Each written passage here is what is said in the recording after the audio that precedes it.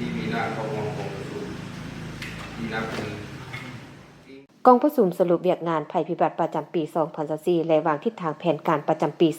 2025 ของแขวงพงศลีได้จัดขึ้นในตอนเช้าของวันที่ 11 มิถุนายน 2025 นี้ที่ห้องประชุมของโรงเรียนเทคนิควิชาชีพแบบผสมแขวง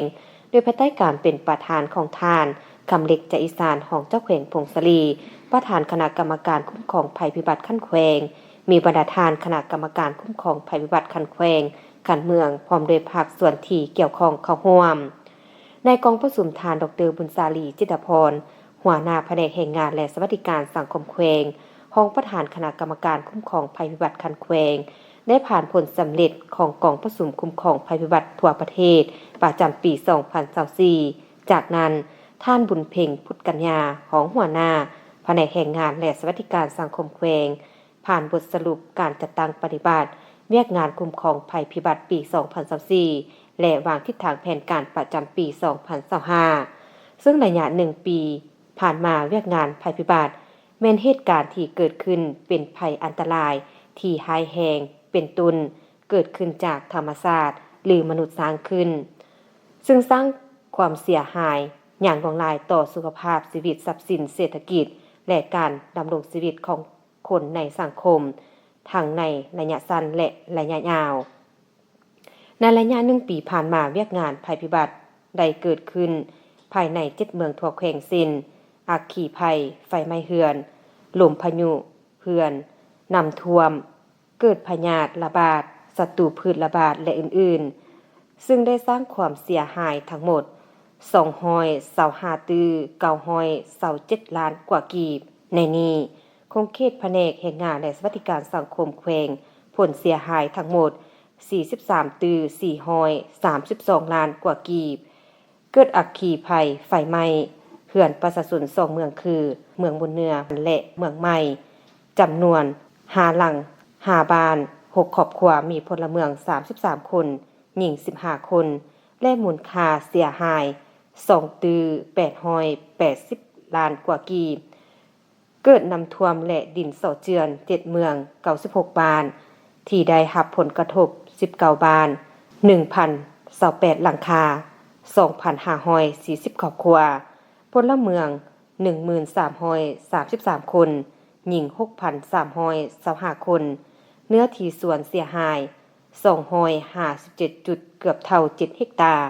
รวมมูลค่าเสียหาย30ตื้อ259ล้านกว่ากีบเกิดภัยพิบัติลมพายุ5 เมืองคือเมืองยอดอูเมืองพงศลีเมืองบุญเนือเมืองสัมพันธ์และเมืองคัว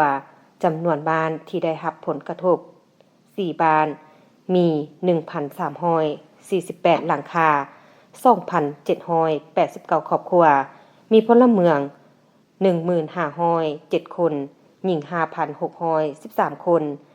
ห้องการ2 หลังสุขศาลา1 หลังและโรงเรียน1 หลังสังกะสี 30,073 แผ่นกระเบื้อง 4,276 แผ่น4 แพ็ค220 แผ่นไม้เหลี่ยม183เหลี่ยมมูลค่าเสียหาย10ตื้อ292ล้านกว่ากีบคงเขตแผนกโยธาและขนส่งแขวงผลเสียหายเส้นทางหลวงแห่งชาติและท้องถิ่นรวมมูลค่าเสียหายทั้งหมด182ตื้อ302ล้านกว่ากีบ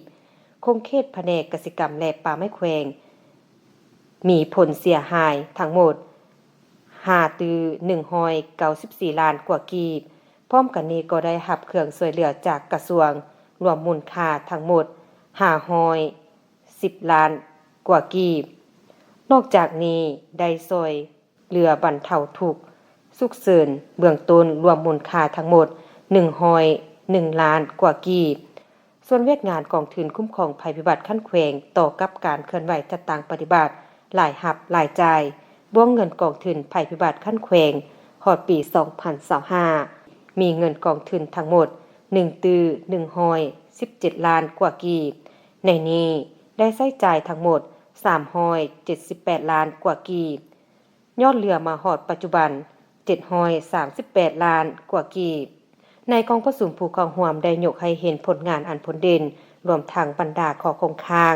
พร้อมทั้งได้พร้อมกันปรึกษาหารือสนทนา